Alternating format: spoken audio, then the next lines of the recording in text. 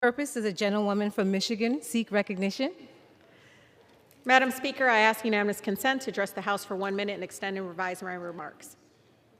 Without objection, gentlewoman is recognized for 1 minute. Madam Speaker, we need to protect the American people from corporate greed and abuse. The FAIR Act is one of those protections. Corporations use forced arbitration clauses to deny Americans their right to seek accountability and justice in disputes with private companies. They literally eliminated any chance a resident may have for justice from a dispute, specifically in the place of employment. From employee handbooks to bank accounts to documents to a college admission paperwork, companies include forced arbitration clauses as the main form of dispute resolution so that they can rig the rules and appoint themselves judge and jury in the arbitration process. Forced arbitration is a private, secretive system without any enforceable standards or legal protections for our residents. There is no public disclosure of proceedings or any requirements for arbitrators to follow the law. So, Madam Speaker, forced arbitration makes it virtually impossible for anti-discrimination laws, disability rights laws, and so many other important laws to be enforced at the federal level. To put it simply, this is unjust and has failed the American public for far too long. I rise today in support of a resolution recognizing human rights to utilities. I read an article about a couple in their 70s in Detroit who had to melt snow in a bucket in front of their home so they can flush their toilet. That is when I knew when I came to the United States Congress I had to introduce Water is a Human Right Act. Millions of our neighbors across our country right now struggle with utility insecurity, fear of shutoffs, and are subject to inhumane living conditions. So I proudly stand with Representatives Bush and Bowman and other colleagues in the House in changing the conversation around what we all deserve. The resolution ensures that everyone has access to water, sanitation, electricity, heating and cooling, and public transit and broadband communications, all as a basic human right.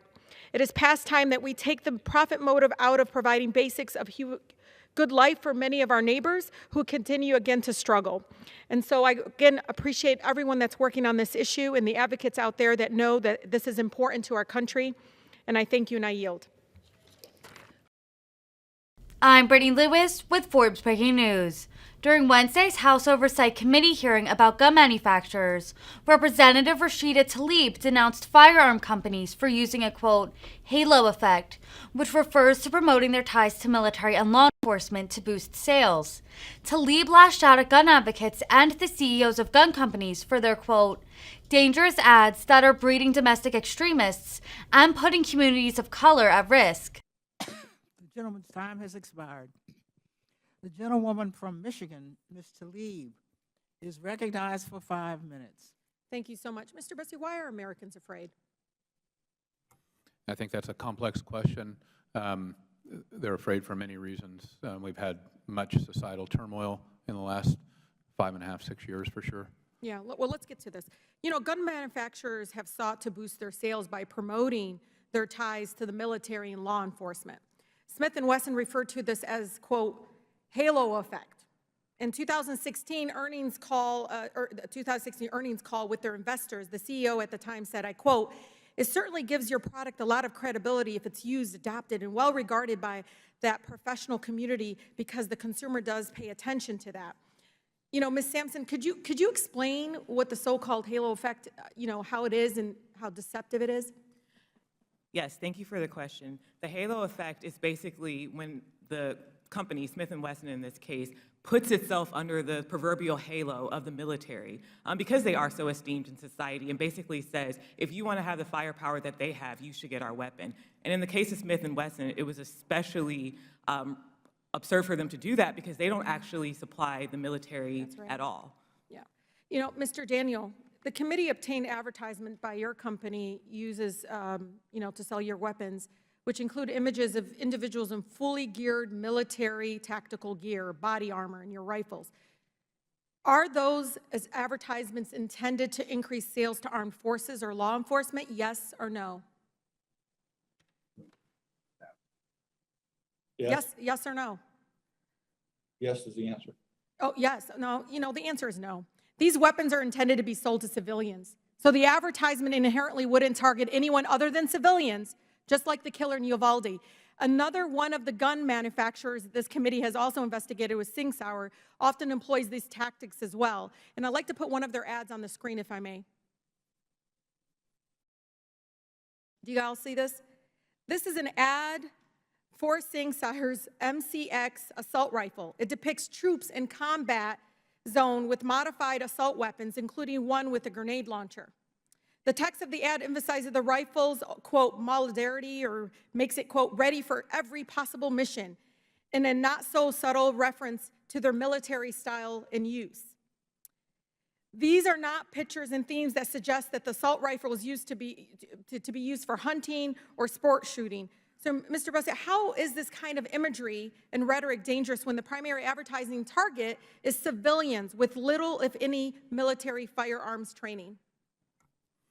Well, these are very serious weapons, and it's a very common practice now in the firearms industry. Did not used to be, but it is a very common firearms industry marketing practice now to market to or using special operators or trained military officers or military weaponry, but focus the marketing at consumers, because that's where the larger and profitable marketing segment is. You know, Sing Sauer sold the AR-15 style rifle used by the mass shooter to kill 49 people in Pulse nightclub in Orlando, Florida.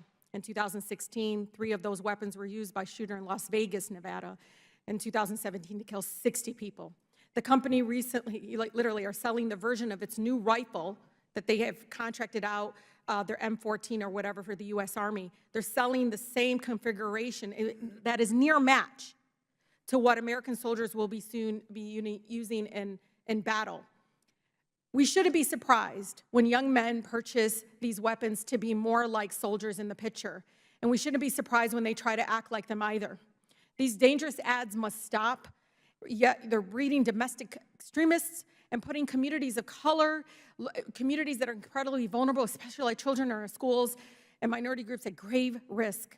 And so it's incredibly important that we call this out what it is. They are targeting folks to do what they to basically target the most vulnerable by selling it that way. This imagery is not towards soldiers, to the lay people, civilians. They're advertising it in a way, again, that depicts it to endanger people's lives. And so it's incredibly, again, important that we understand this is intentional. The halo effect is real and is profit-driven, and lives are lost because, again, they don't care who dies. They care how many guns they're selling to people. And the more people they can show that you can be like law enforcement and soldiers that have been trained in military battle, then they're going to be able to, again, expose us to more death and more violence. With that, I yield, Madam Chair. The gentlelady has yielded. Thank you so much, Mr. Chair. I'd like to begin by thanking Chairman Quigley Meeks and Chair McGovern and their staffs for working with me on this critical amendment and for their leadership throughout this process. I'd also like to thank the incredible Congresswoman Lee for joining me here today to speak in support of this critical policy change, and of course Congressman Crawford, who submitted this change as a Republican-led bipartisan amendment to FSGG appropriations bill in 2017 and has been a great advocate on this issue over the years. This is an amendment that's critical, and it builds on more than a decade of efforts by bipartisan members of the House and Senate and the farm industry leaders across the country. As Cubans face one of the most painful economic crises in 3 decades, forcing tens of thousands of Cubans to spend long hours each day waiting in lines in hopes of finding food, my amendment, our amendment, would provide temporary relief to them as well as U.S. farm exporters by suspending enforcement for 1 year of the prohibiting and extending credit to Cuban food buyers. This amendment makes sense for 2 reasons. First, the Cuban people are currently contending with significant food shortages, as I mentioned. By allowing Cuban importers to buy U.S. food products on credit, we can help ease the suffering of everyday Cubans and build goodwill between our peoples. Simply put, it is the most humane thing we can do right now and the right thing to do. Second, the amendment would also help American ag producers as well by removing trade barriers that put them at a competitive disadvantage with countries thousands of miles away like China and Vietnam. For my home state of Michigan and many others across the country, this amendment effectively opens up a new market of about 11 million people for our farmers and for their exports. I know Michigan's Director of Ag and Rural Development, Gary McDowell, noted that our state's farmers seek great opportunities for products such as dry beans, apples, dairy products, and poultry that are major staples of the Cuban diet. So this amendment is good for our Cuban people, as well as good for the American farmers, and the right thing to do. And I urge my colleagues to please support this amendment, and I reserve the balance of my time. The gentlewoman from Michigan, Ms. Tlaib, is recognized for 5 minutes. Thank you, Madam Chair. If I may, I would like to submit for the record, I will submit an article about the Secretary of State of Michigan being targeted and for obviously allowing the votes to be counted in Michigan, literally in front of her home in the dark, as well as recently uplifting what has happened to a colleague, Representative Jayapal, a man who basically wanted to commit a hate crime, showed up at her home shouting, and with weapon, I believe, to kill our colleague. I want to reiterate the importance of Without making sure that, objection. yes, thank you so much, Madam Chair. It is important to understand this has been happening a long time for many of us, especially women of color in this chamber. Republicans are claiming this is about returning power to the states, but they've said themselves that they want to ban abortion nationwide. Kevin McCarthy himself and Steve Scalise, as well as Mike Pence, has said it. In fact, every Republican in this committee, though, supports legislation that would lead to nationwide restrictions on abortion. And many of them support a bill to impose prison time on doctors who perform abortions after 6 weeks. So we need to set the record straight, and don't let the rhetoric fool you. With that, I do want to go to our Michigan Senator McMorrow. You know, one of the things that has been impactful, Senator, is the fact that historically, we've never seen anything like this. In the state of Michigan, we've collected over 800,000 signatures to repeal the ban of the 1931 ban on abortion. Is that correct? That is correct. This is a constitutional amendment, the highest number of signatures collected for any initiative in state history. We will get the opportunity to allow our state to choose whether or not a woman gets the right to control her body. Is that correct? That is correct. And do you believe, though, that this chamber would try to attempt to overturn that state's right? I do, in both the state level and the federal level. So to paint a picture, Michigan in 2014, Democrats got about 51% of votes statewide. The state Senate in the chamber that I serve, Republicans held 72% of Senate seats. So this has led to an extremist view that is not in line with a majority of Michiganders. We know consistently when polled, 60 to 70% of Michiganders support Roe, support keeping protections in place. And we've seen that Herculean effort come out in this ballot initiative. Yeah, I've never seen anything like it, and I've worked on minimum wage, a number of other ballot initiatives, and I've never seen this kind of support. I'd like to take the rest of the time to do something that might be a little scary for my Republican colleagues, which is to ask a woman's opinion. Ms. Lopez, thank you so much for being here with us today. What struck me listening to your story is just how many state-imposed loophole, all these obstacles that you had to jump through in order to carry out a personal decision about your own body and access to medical procedure. Can you describe more? I want you to take some time because I think people need to understand this is about human dignity and so much more. And so can you talk about, really how it made you feel, but also just, the experiences, I think many folks that might not have the courage to be here because they're so scared of the attacks. Thank you so much. I guess I can start by saying that Texas has dozens of restrictions, had dozens of restrictions already in place prior to Dobbs, prior to SB 8. And when I had my abortion 6 years ago, I had no context or knowledge of what a restriction was. I didn't know that there was a forced waiting period that ended up pushing me further into pregnancy another 2 weeks because I couldn't access care when I needed to.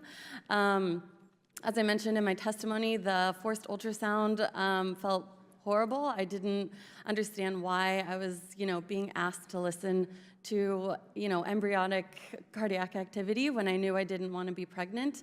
And perhaps one of the most confusing parts of my experience was my provider telling me that the state requires that he tell patients that abortion causes depression, infertility, and many other, and breast cancer. And then by following that up by saying the state requires me to say that abortion is 100% safe, and many times it's safer than carrying a pregnancy to term. I didn't understand why a state was providing a doctor to spread misinformation to his patients, but I went through with it anyways, and despite the many restrictions that I faced, and again, as I mentioned in my testimony, I do feel lucky that I lived in a city that had a clinic that I was able to access care relatively smoothly, but what these restrictions are intended to do is try and stop people from having abortions, but abortion is healthcare.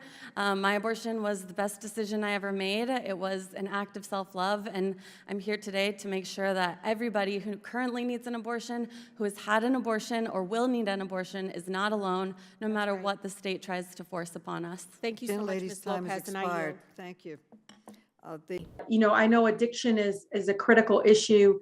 Even as my colleagues focus so much on some of the border and immigration policies, I know within our own country, we just have not done enough to push back and understand or push back on this rhetoric that we don't have a substance abuse issue and problem in our country, especially with even some, legal pharmaceutical companies pushing, the opioid, contributing to the opioid crisis right here at home. And many of my colleagues continue to actually benefit through political contributions from some of the same folks that continue to push those drugs onto our families. One of the things I want to talk about is that, expanding access to an opioid overdose reversal medication, as the Narcan, would help achieve so much in saving tens and thousands of lives, as doctor. And we've seen in places like, I think Massachusetts, and where, Narcan distribution program reduced opioid overdoses and deaths by an estimated 11% without increasing opioid use. If I may, Chairwoman, I'd like to submit for the record a study to show some of the impact of that program, that distribution program. Without objection. Thank you. To maximize the life-saving potential of these treatments, it is imperative, as you know, doctor, that the overdose reversal medication are affordable and easily accessible in every city and town across the United States. Director, how does the current administration's national drug control strategy increase access to Narcan so it can be readily available for people who need it the most, including those historically neglected communities like mine? I mean, you should know this, seeing some of the information coming out, I think the past decade, over 2,000 of my fellow Detroiters lost their lives to this corporate, many corporate funding pushed, addiction on them. Of them, 364 were overdose deaths in 2019. 86% of those deaths were involved opioid. And so what can you tell me that you all are doing to increase access? Thank you, Congressman.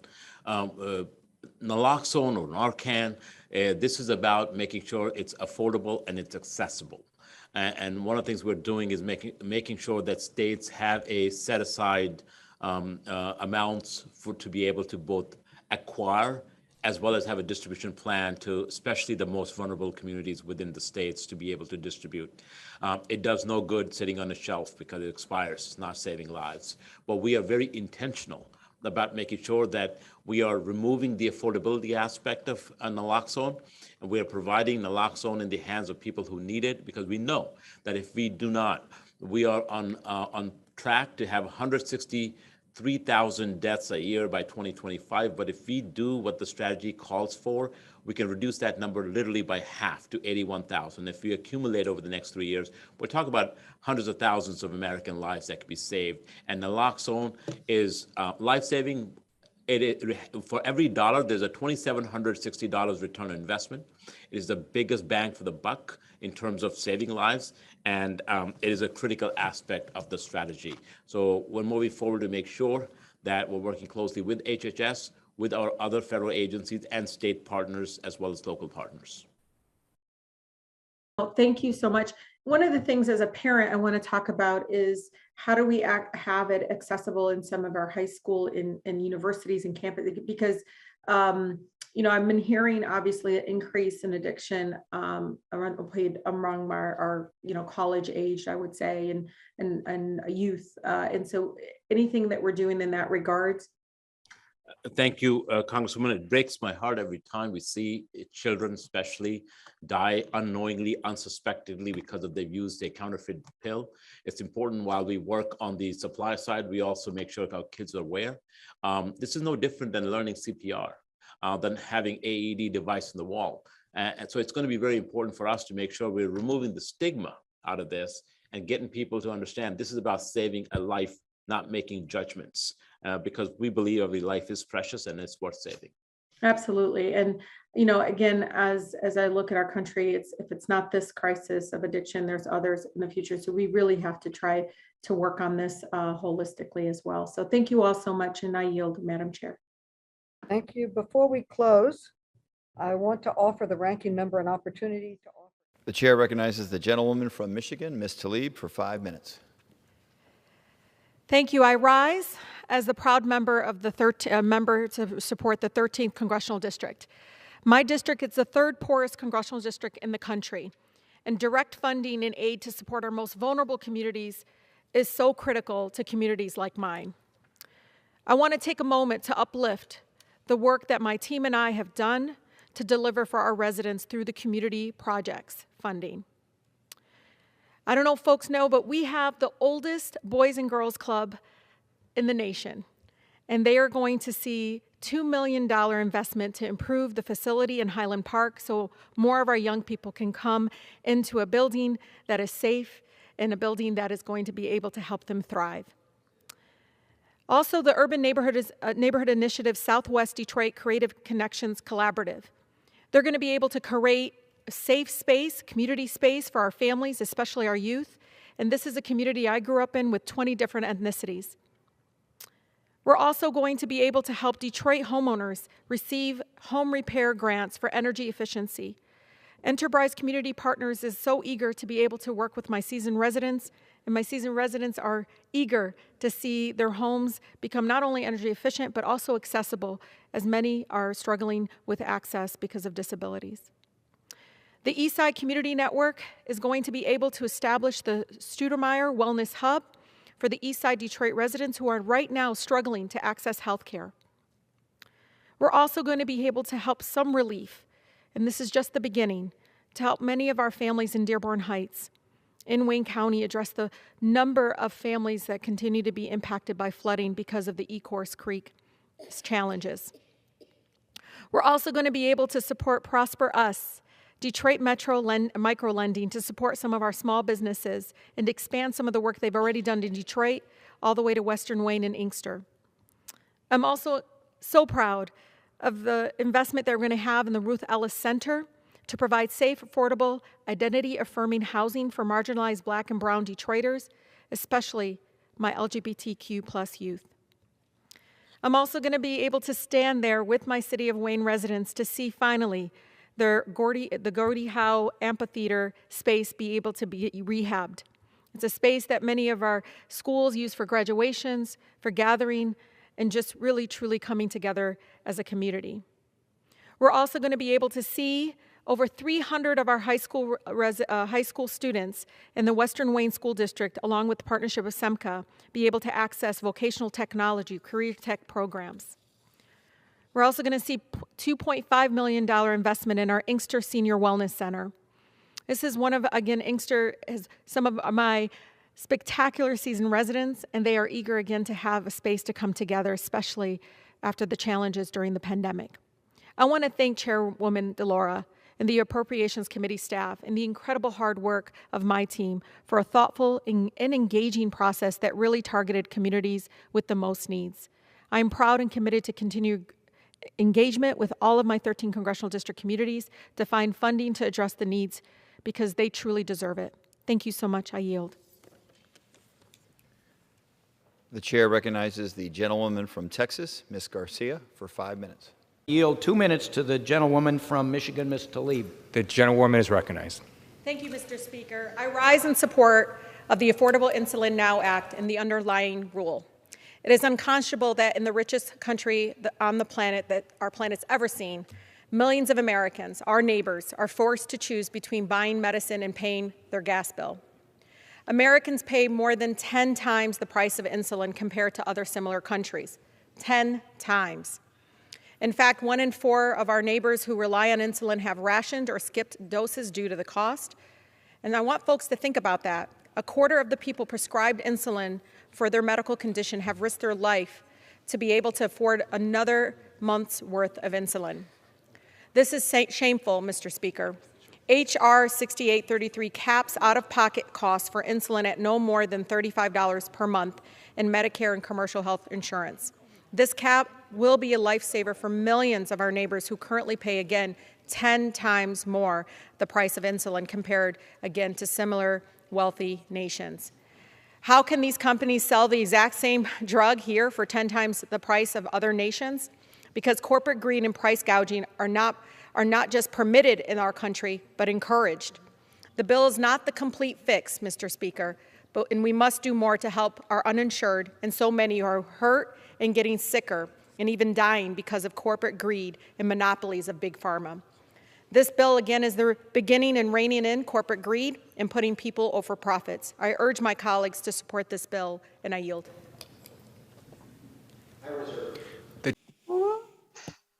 That was something. I just want you all to know, Ms. Lewis, Mr. Van Baal, Dr. Mann, thank you for speaking truth. Because I know in this hearing it doesn't feel like it, but my residents are in some of the most polluted zip codes in the nation.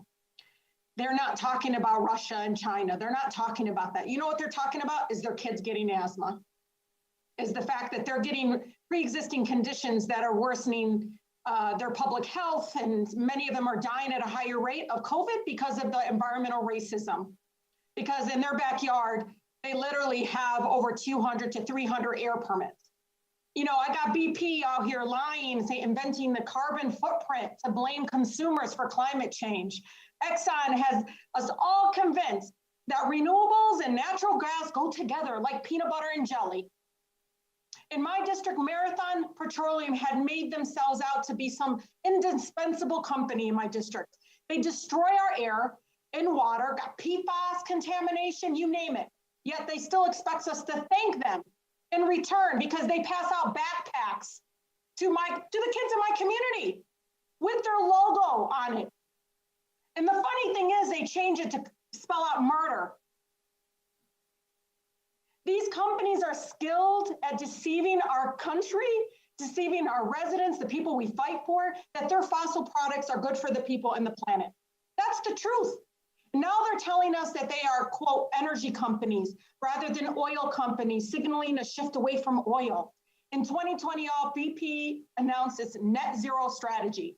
Part of the strategy was pivoting from international oil company to integrated energy company. But BP spent 4.3% only of its capital expenditures on clean energies in 2021. So Mr. Van Baal, I mean, do you think spending 4% of the company's investment on clean energy makes it an energy, integrated energy company?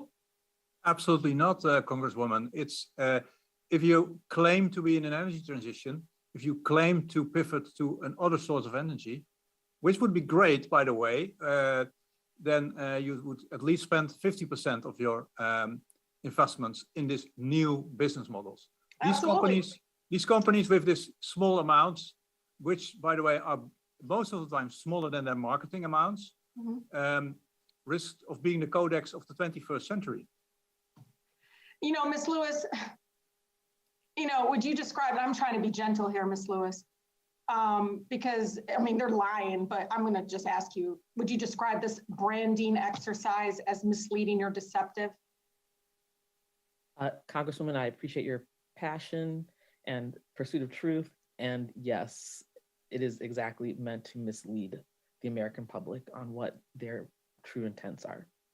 In 2020 interview with Bloomberg, Shell CEO, you guys probably, I don't know if everybody talked about it or not, the Shell CEO said, I quote, "The very fact that in this interview you refer to us as an oil company is symptomatic of the problems that we are facing.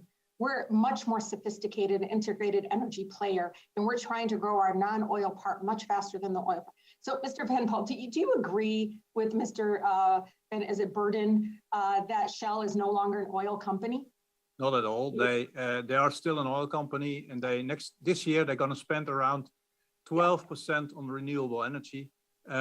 So absolutely not. You know what's so disgusting is how they think like we're dumb. Like, of course we know that they are. Like, stop treating us like we're dumb. Yeah, there was a Dutch. So I'm sorry, Mr. Rabbit, but Dr. Mann, because I only have a few minutes.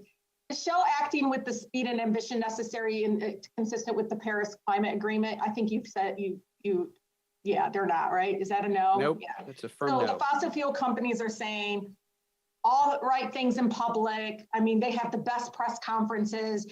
My kids are on YouTube seeing their beautiful commercials and stuff. And I'm out here saying, those are the people poisoning us, be careful. I mean, literally, this is so incredibly dangerous.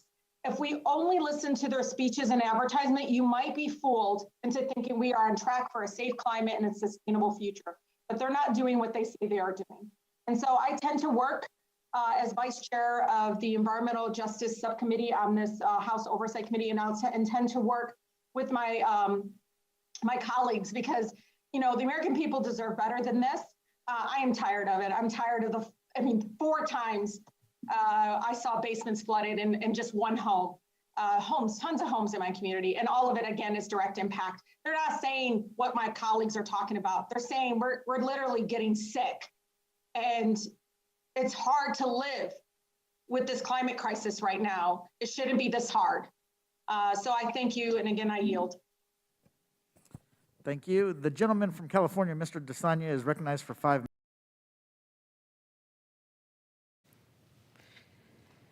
Madam Speaker, I rise today to make it clear that we as representatives of the people have a clear mandate to protect, restore, and expand voting rights in our nation. In my hometown of Detroit, election workers and community members were intimidated, shouted at, disrespected for simply counting the votes of our community, a majority Black community, in November of 2020. People banged on the windows, Madam Speaker, from the counting room, just because they didn't want Black and brown votes to be counted.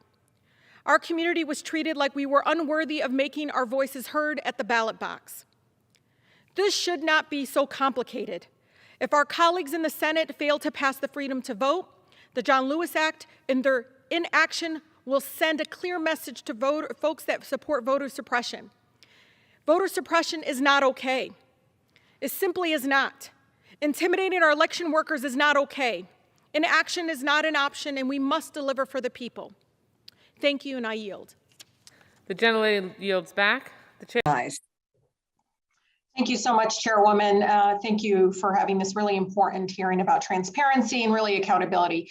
Mr. Holy, in 2020 performance recap, TransDigm had reported that the company fired more than 30% of its workforce in response to the reduced demand during the pandemic. Has TransDigm rehired all of the people that they laid off in 2020, yes or no?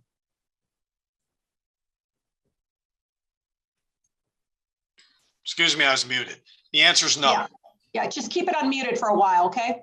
TransDigm also stated that it was, quote, implementing unpaid furloughs and salary reductions across the organization. So, Mr. Holy, as we sit here today, has TransDigm restored the employees who furloughed or had their salaries cut in 2020, yes or no? I don't know the answer to that in all cases. Okay, please send the answer later to the committee. Yeah, the commercial airline which is the big chunk of our business. Okay, I'm trying to get to a point. You can explain it in your response. Mr. Holy, in 2020, in response to the pandemic, you gave up about 2% of your total compensation, correct? I gave up something, I don't remember the percent. Okay, it's 2%. At the same time, TransDigm reported to the SEC that your total compensation in 2020 was just over $68 million, including dividends and option awards. So while TransDigm was laying off employees and cutting salaries, it was paying you more than $68 million, even when accounting for the measly 2% of your salary that you gave up. So, Mr. Holy, are you aware that you received more than compensation than the CEOs of Raytheon, Boeing, and Lockheed Martin combined? Combined, yes or no? I don't know what they're. Well, my colleague showed you a chart.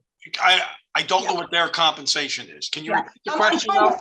trying to find where we can get the money that you owe the American people. So I'm trying to get to a Can you point. repeat the question to me about compensation, just so I can answer it carefully about the. Do you know that you receive more the compensation than the CEOs combined of Raytheon, Boeing, and Lockheed Martin? I don't know their compensation. That's right. Your compensation was so high that TransDigm felt that it had to include a note in a shareholders report that acknowledged the quote, magnitude of Mr. Holy's reported compensation, particularly in light of the COVID-19 pandemic. So Mr. Stein, before we go on, Chairwoman, can I submit for the record the compensation charts, please? Without objection. Mr. Stein, to you, Dr. Stein, to you. You received about $22 million in total compensation in 2020 after forfeiting about 25% of your salary, correct? I believe that's correct. Oh, thank you for your honesty. So to recap, at the time when the American families were and still are struggling with the financial burden of the pandemic, TransDigm paid two executives here today around $90 million, while at the same time laying off, furloughing, cutting the salaries of its other employees. $90 million, I might add, that TransDigm got by screwing over the American people. Sadly, TransDigm is not unique. You just got caught. I know that we're talking about one company, but know that for me, this is the perfect, you all are the perfect poster child of an out of control defense budget that puts the interests of wealthy, well-connected people like yourselves ahead of the best interests of the American people. You are, for my residents, what corporate greed looks like in America. You too and TransDigm must be held accountable and must pay the $20.8 million in excess profits identified by IG.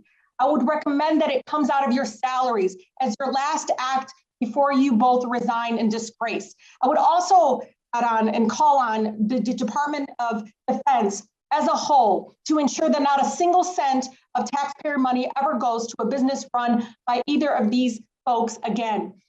It is so critically important, and Chairwoman, we need to continue holding these folks accountable, because when we are not holding them accountable, then we have to cut programs and those things that actually attack this virus, protect the families at the forefront. And for all of my colleagues, they may be wearing suits and may be millionaires and wealthy folks, but they can still be scammers of our country. They can still be scamming our folks. I wish you would all treat them the same way you would if somebody was on food assistance and they didn't maybe qualify. Whatever it is, the fact of the matter is we need to hold them accountable equally. It's the same as we would hold anybody coming before our committee, again, that used their resources and undermining and also scamming the system to basically make out a profit off of all of us. So I thank you and I yield. Lady yields back. Gentleman